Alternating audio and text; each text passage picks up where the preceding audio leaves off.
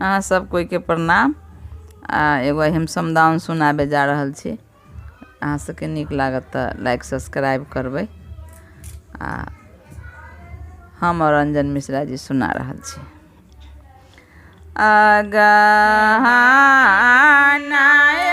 अगहना सुनिए हो बाबा, अगहना भेला जीव काल, अगहना अगहना सुनिए हो बाबा, अगहना भेला जीव काल, राजा जनक सन पिता मत जाले, राम पिता मत जाले, रानी सुनैना सन माया,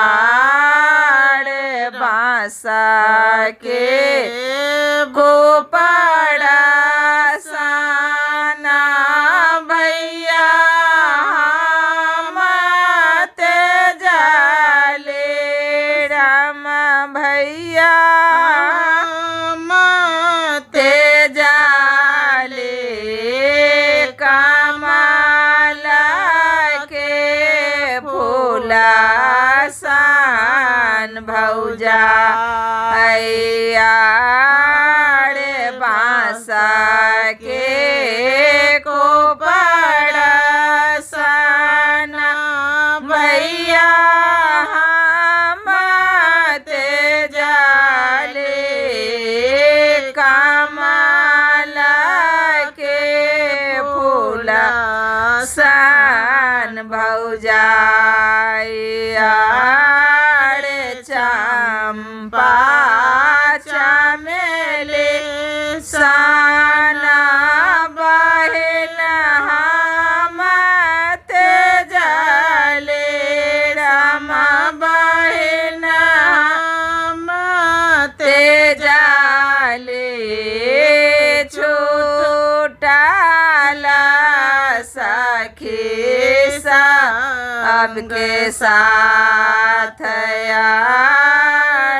चंपा चमेली सन बहिन मत जाले,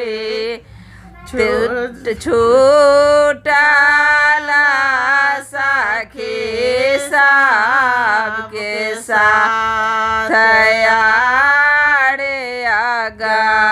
अगहना अगहना सुनिए हो बाबा, अगहना भेला जीव काल।